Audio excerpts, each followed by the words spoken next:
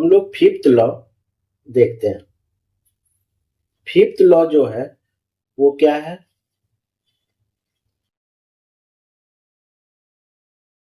Base power law. Base power law similar है power law के जैसा ही, बस अंतर क्या है कि हम लोग पावर लॉ पिछले सेशन में देखा था कि पावर लॉ में क्या था कि जो पावर होते थे वो वैल्यू के ऊपर होते थे, और बेस पावर लॉ में हम लोग देखेंगे कि जो पावर होगा वो बेस के ऊपर होगा। देखते हैं इसे कैसे शो करते हैं। log m to the base a raise to the power अगर n है, यहां पे हम लोग देख रहे हैं कि बेस क्या है a, और a के ऊपर पावर कितना है n। अगर इस केस में जो n रहेगा वो किस फॉर्म में चेंज हो जाएगा? 1/n के फॉर्म में, और जो था वो उसी तरह रहेगा। क्या था? log m to the base a। तो हम बेस पावर लॉ को इन जनरल सेंस में ऐसे लिख सकते हैं कि log of m to the base a raise to the power n रहे तो वो 1/n log m to the base a के फॉर्म में चेंज हो जाता है। इसे एग्जाम्पल के रूप में देखते हैं। पहला एग्जाम्पल लेते हैं। अगर log 5 to the base 2 raise to the power 3 रहे तो इसे मैं कैसे लिखेंगे इस फॉर्म में? यहाँ बेस के ऊपर पावर क्या है? 3। तो यहाँ पे जो n का वैल्यू है वो कितना है? 3 है, और जो n का वैल्यू होता है वो 1/n के फॉर्म में लिखते हैं। तो 1/n के फॉर्म में क्या हो गया? यह यहाँ 1/3 हो गया। और जो था log कितना था? 5 टू द बेस कितना था? 2। बस हो गया। नेक्स्ट सवाल लेते हैं। log of 7 to the base 3 raise to the power 2। यहां पे देखते हैं कि यहाँ पे बेस के ऊपर पावर कितना है? 2 है। यहाँ बेस के ऊपर पावर n था तो 1/n हो गया था, तो यहाँ पे यह 2 क्या हो जाएगा? 1/2। log कितना था? 7। बेस कितना था? 3 हो गया। नेक्स्ट सवाल देखते हैं। log 7 to the base √2। तो log 7 √2, तो √2 को हम लोग इस फॉर्म में लिख सकते हैं 2 रेज टू द पावर 1/2। तो यहां ध्यान देने वाली बात क्या है कि यहाँ पे जो n था वो 3 था, यहाँ पे n 2 जो है 2 के फॉर्म में था, यहाँ पे जो n है वो 1/2 के फॉर्म में है। तो हमें जब यहाँ पे यह 1/n के फॉर्म में लिखेंगे तो कैसे लिखेंगे? 1/ यहाँ पे जो भी है क्या है? 1/2 के फॉर्म में लिखेंगे, और जो था वही लिखेंगे log 7, और यहाँ पे बेस क्या हो गया? 2। और ये जो 1/2 क्या हो जाएगा? 2 ऊपर चला जाएगा, तो ये क्या बन जाएगा? 2। log क्या था? 7। बेस क्या था? 2। तो log 7 टू द बेस 2 बन गया। तो अगर ऐसा सिचुएशन आए कि किसी जगह पे वैल्यू के ऊपर भी पावर रहे और बेस के ऊपर भी पावर रहे, तो यानी बेस पावर लॉ और पावर लॉ दोनों को हम लोग कंबाइन करके यूज कर सकते हैं। तो हम लोग एक चीज देखते हैं, कंबाइनिंग पावर लॉ, जो हम लोगों ने पहले देखा था, और अभी जो हम लोगों ने देखा बेस पावर लॉ। अगर दोनों को अगर हम लोग कंबाइन कर दें तब हमारा जो एक्सप्रेशन होगा वो किस फॉर्म में होगा? log b raise to the power m to the base a raise to the power n। तो यहां हम लोग देख रहे हैं कि इस वैल्यू के ऊपर भी m है, तो इस सिचुएशन में हम लोग पावर लॉ यूज करेंगे। बेस के ऊपर भी पावर कितना है? n है, तो यहाँ पे बेस पावर लॉ यूज करेंगे। अगर हम लोग पावर लॉ यूज करें तो यहाँ पे जो पावर होता था वो कहां आ जाता था? m के फॉर्म में। यहाँ पे जो बेस पे ऊपर पावर n है वो किस फॉर्म में आ जाएगा? 1/n के फॉर्म में, तो वो क्या हो जाएगा? m/n। जो था वही रहेगा, log b to the base a. तो जनरल फॉर्म में इसे मेंशन कर सकते हैं कि अगर किसी भी लॉगरिथमिक एक्सप्रेशन में अगर बेस के ऊपर भी पावर हो और वैल्यू के ऊपर पावर हो तो दोनों को एक साथ हम लोग m/n के फॉर्म में लिख के आगे बढ़ सकते हैं। एक एग्जांपल लेते हैं। log 5 raised to the power 7 to the base 2 raised to the power 3। यहां पे देखते हैं कि वैल्यू के ऊपर पावर कितना है 7, बेस के ऊपर पावर कितना है 3। तो दोनों को कंबाइन करके कैसे लिखेंगे 7/3 log 5 to the base 2। एक और एग्जांपल देखते हैं। log 2 raised to the power 3 to the base 3 raised to the power 2। यहां पे देखते हैं, यहां पे वैल्यू के ऊपर पावर 3 है, बेस के ऊपर पावर 2 है, तो इसे कंबाइनिंग करके कैसे लिखेंगे, कंबाइन करके 3/2 हो जाएगा।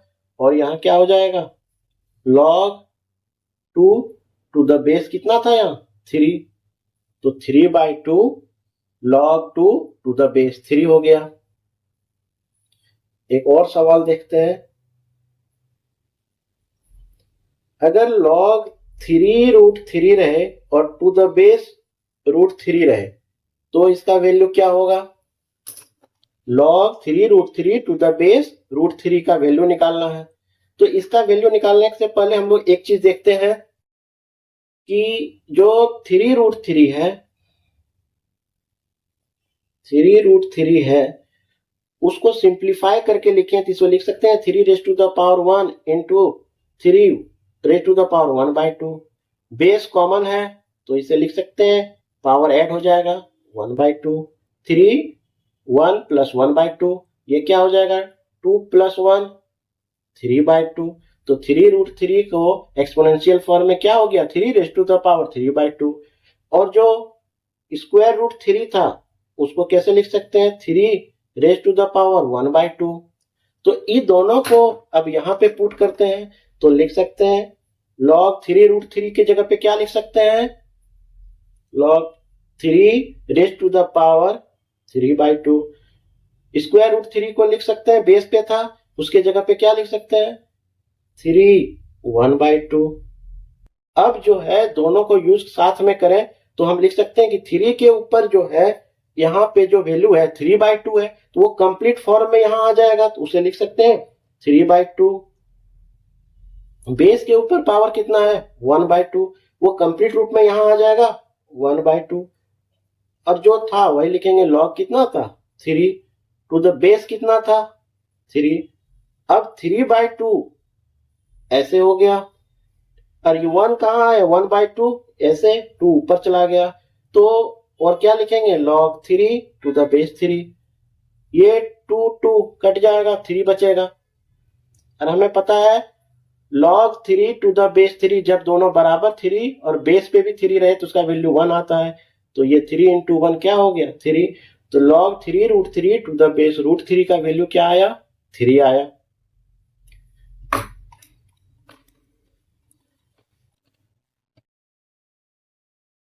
एक नेक्स्ट कॉन्सेप्ट है कि कोई लॉ ऑफ लॉगरिथम के रूप में नहीं जानना है, बस इसे जानने के लिए हम लोग को जानना है। इसे समझने की कोशिश करते हैं।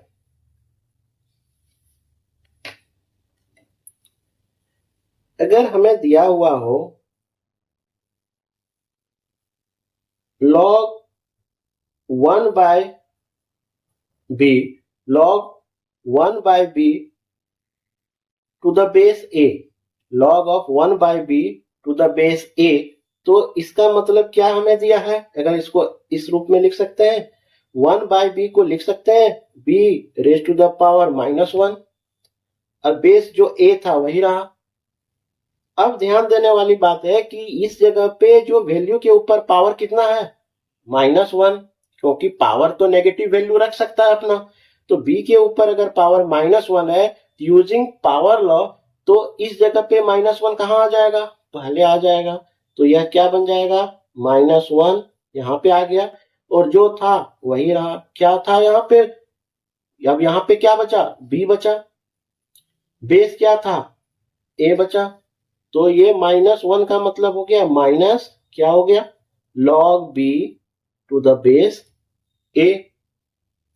तो हम यहां देख रहे हैं कि अगर माइनस आ रहा है तो इसका मतलब ये हुआ कि इसके पर, इस वैल्यू के ऊपर क्या होगा, -1 पावर होगा, या वह 1/b के फॉर्म में रहे।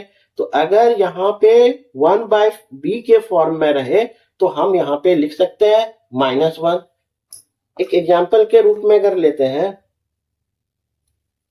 अगर हम लोग लेते हैं कि log 1/3 है, log of 1/3 to the base 2 है, तो इसे लिख सकते हैं 1/3 को लिख सकते हैं 3 raise to the power -1, base जो 2 था वो 2 ही रहा। अब ये -1 कहां पे आ जाएगा यूजिंग पावर लॉ, यहां पे क्या लिखेंगे इसको, log 3 टू द बेस क्या 2, -1 सिर्फ माइनस लेते हैं क्योंकि 1 ही है, log 3 टू द बेस क्या हो गया 2 हो गया। तो हम देख सकते हैं कि अगर इसके ऊपर -1 रहे पावर में, या वो 1/3 के फॉर्म में रहे, तो क्या हो जाएगा, यहाँ पे अगर 3 रहेगा 1/3 रहे या 3 के ऊपर बार -1 रहे तो उसका माइनस पहले आ जाएगा, तो ये क्या बन जाएगा -log 3 टू द बेस 2। इसी में और एक चीज देखते हैं कि अगर उल्टा हो का मतलब क्या हुआ कि अगर बेस जो हो 1/a के फॉर्म में रहे, यहाँ पे बेस क्या था a के फॉर्म में था और ये 1/b के फॉर्म में था, और ये अपना b के फॉर्म में रहे, तो इसको अगर सिंप्लीफाई करें तो हम कैसे लिख सकते हैं, log b था तो b रहने दिए, 1/a को लिख सकते हैं a raise to the power -1, 1/a का मतलब क्या हुआ a raise to the power -1। और हम लोगों ने बेस पावर लॉ में अभी तुरंत देखा कि अगर बेस के ऊपर पावर n रहे तो वो 1/n के फॉर्म में आ जाता है, तो ये जो -1 है 1/n के फॉर्म में, यानी 1 क्या हो गया -1।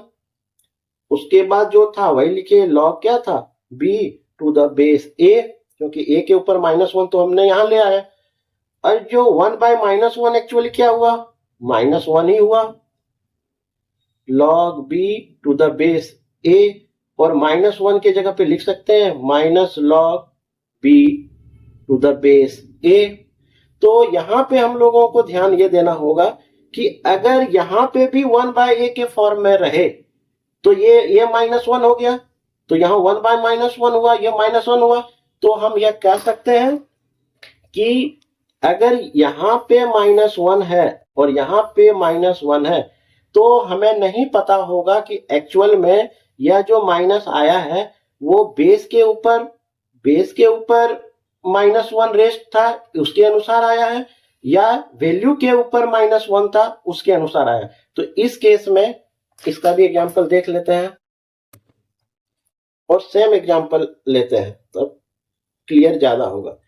यहां पे हम लोग log 3 लेते हैं, log ऑफ 3, और बेस पे क्या लेते हैं 1/2, log 3 टू द बेस 1/2।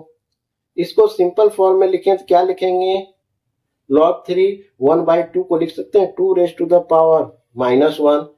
हमें पता है ये -1 रेज क्या हो जाएगा 1/n के फॉर्म में, तो 1 क्या हो गया -1, ये क्या हो जाएगा, ये -1 तो यहां चला आया, इसके नीचे यहां क्या बचा log 3 बेस क्या था 2, तो 1/-1 क्या हो गया -1 log 3 टू द बेस 2। ई -1 को सिर्फ माइनस लिख सकते हैं, क्या हो गया log 3 टू द बेस 2। तो यहां ध्यान देने वाली बात क्या है कि यहां पे भी वही चीज आया, यहां पे भी वही चीज आया, लेकिन हमारा शुरुआत क्या चीज से किए थे, यहां पे log 1/3 टू द बेस 2 लिए थे तो भी वैल्यू वही आया -log 3 टू द बेस 2। इस केस में भी देखते हैं log 3 लिए थे लेकिन बेस पे क्या लिए थे 1/2, तो यहां पे भी वैल्यू क्या आया log 3 टू द बेस 2। तो यहां कहने का मतलब क्या है कि अगर लॉगरिथम में माइनस यहां पे आ रहा है तो उसको हमें ये दोनों केस हो सकता है। क्वेश्चन के अनुसार हम लोग को जो वैल्यू लेना है माइनस, वो लेके हम लोग चलेंगे। तो हम लोगों ने जितने 6 तरह का जो देखे, 5 तरह के लॉज ऑफ लॉगरिथम और एक अनदर कॉन्सेप्ट यहां देखा, तो इसी के साथ लॉज ऑफ लॉगरिथम जो होता है वो खत्म हो गया। हम लोगों ने सारे लॉज ऑफ लॉगरिथम देख लिए।